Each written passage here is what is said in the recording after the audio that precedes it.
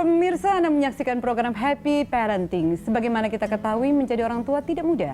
Menjadi orang tua merupakan the hardest job you will ever love. Happy Parenting mencoba menyajikan beragam informasi dan tips parenting untuk para orang tua dan calon orang tua bersama saya Novita Tandri. Inilah Happy Parenting, the hardest job you will ever love.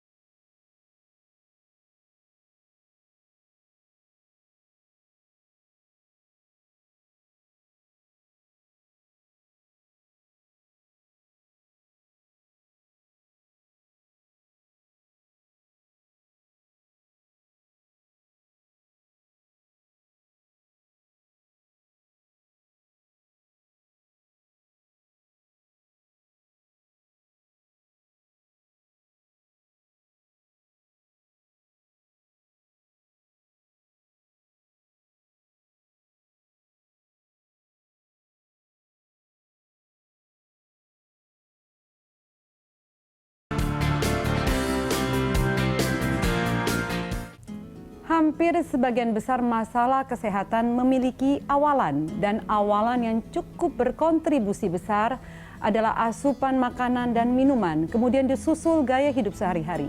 Happy Parenting hari ini menghadirkan seorang narasumber yang saya sudah kagumi sejak lama, Dr. Tan Shot Yen M. Hum. Panjang banget gelarnya. Enggak panjang. Selamat pagi, Dr. Tan, apa kabar? Selamat pagi, alhamdulillah sehat. Saya baik-baik saja. Sehat selalu, seger? Ya sehat, kadang-kadang juga ada nggak sehatnya. Kalau lagi serak, banyakan ngomong. Karena banyak ngomong ya? Banyak ngomong bukan biasanya. Karena asupan makanan yang dimakan yang membuat suara menjadi serak. Apa kabar dengan keluarga, Dr. Tan? So far so good, puji Tuhan semua baik-baik saja. Sehat. Keluarga saya baik. Pak Henry ya? Pak Henry baik. Baik dan tetap menjaga kami. Menjadi ini ya, guardian angel di rumah angel, ya. ayah siaga bukan karena istrinya sedang melahirkan atau ingin melahirkan. Selalu ayah siaga itu 24/7. selalu. Ya, jadi menjadi seorang ayah itu juga as a guardian of the family. Iya. Sila, apa kabar? Cila baik. Cila panggilannya. Cila udah 24 tahun, jadi wow. udah nggak bisa dibilang anak-anak lagi. Udah nggak bisa. Wah, ibunya yang telah selalu fresh, segar terus ya. Dokter, hari ini kita bicara tentang hak anak untuk menjadi sehat. Ya.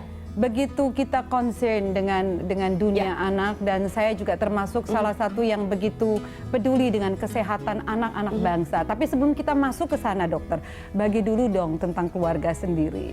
Bagaimana biasanya menghabiskan akhir pekan? Makanan tetap dijaga dari Senin sampai Sabtu, termasuk hari Minggu hari ini dengan asupan yang biasanya orang kan kalau hari Minggu main di mall atau main ke tempat-tempat yang biasanya banyak menjual makanan, itu kebiasaan setiap hari makan Senin sampai Sabtu bubar nggak? Berubah nggak pada saat hari Minggu? Begini, prinsipnya orang kalau mau sehat, orang pengen hidup baik, itu bukan karena sesuatu yang dikondisikan seperti kayak tentara ya. Baik. Artinya Senin sampai Sabtu tertib, Senin sampai Jumat tertib, lalu kemudian di akhir minggu kita bablas. Kehidupan sehat itu adalah seperti keluarga yang memang dari sononya udah kayak begitu dari hari ke hari. So it's a day to day living yang sampai kita sendiri sampai nggak menyadari bahwa kita tuh sedang tertib-tertiban atau sedang ancur-ancuran, karena it's just like that. Seperti misalnya tiap kali kita makan ada buah, ada sayur. Jadi kalau nggak ada buah, nggak ada sayur, ada something missing. kok ada yang nggak beres ya? Ada yang nggak kayak makan ya? Misalnya kayak begitu. Mungkin kayak kalau nggak mandi kali ya, sampai kayak gitu nggak? Ya sama seperti kayak orang ngerokok. Kayaknya kalau hidup nggak ada ngerokok, kayaknya nggak jelas. So bikin supaya hidup sehat itu menjadi suatu kecanduan.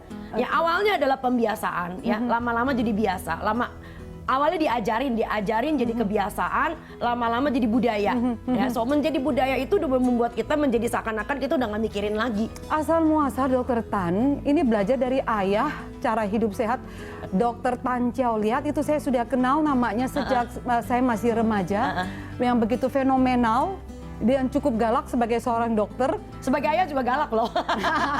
Sebagai ayah juga galak ya, bukan hanya ke pasien aja galak ya. Banget, Dan punya daya ingat yang luar biasa yang saya tahu. Iya, dan selalu ingin belajar. Bagaimana sosok ayah di depan mata, di mata seorang anak seperti Dokter Tan Shotyan ini? Saya selalu melihat ayah saya itu sebagai sosok yang selalu tahu banyak ya. Saya kagum dengan daya ingat beliau, dan bukan cuma daya ingat tapi keinginannya untuk belajar. Dan saya sampai sekarang kayaknya kalau mau cari jawab akan sesuatu pasti saya cari bapak saya. Oke. Ya jadi kalau saya bandingkan dengan anak-anak sekarang yang anak kecil yang udah bisa bikin anak kecil ya. Saya kecil punya ya? mahasiswa yang bentar lagi barangkali menikah. Saya lihat-lihat kayaknya dia serem banget kalau jadi bapak ya. Karena apa? Ayah saya itu bukan cuma sekedar ilmu kesehatan yang dia tahu. Dia apal banget tentang sejarah dunia. Dia ngerti apa itu samkok. Hah, hewan apa itu? Saya itu udah nggak ngerti jujur ngomong. Dia ngerti tentang yang disebut dengan Eropa seperti apa. Pengetahuannya luas Tentang sekali. betul, Perang Dunia Pertama, Perang Dunia Kedua. Kenapa orang bisa berubah jadi begini dan sebagainya. Jadi dia adalah orang yang boleh dibilang udah makan asam garamnya hidup sedemikian rupa sehingga itu memberikan nilai dari semua yang dia ajarkan pada orang. Saya rasa begitu. Nilai yang paling terpatri di dalam diri Dokter Tan saat ini dari beliau itu apa? Orang hidup itu harus benar. Tapi semua benar itu harus baik. Ya, dan semua yang Orang baik hidup harus benar itu selalu harus baik. dan Baik. orang yang baik itu pun harus memuat nilai kebenaran. Contoh, memang benar untuk makan hidup harus begini, harus begini, harus begitu. Kelihatannya saklek banget ya.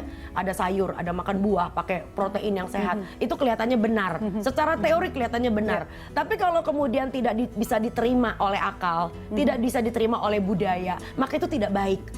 Ya, tidak baik. Ya seperti misalnya makan ikan, ya, makan ayam. Tapi kalau misalkan saya adalah budaya Jawa, lalu ikan dan ayamnya saya grill seperti makanan orang bule, bleh, rasanya nggak enak gitu loh.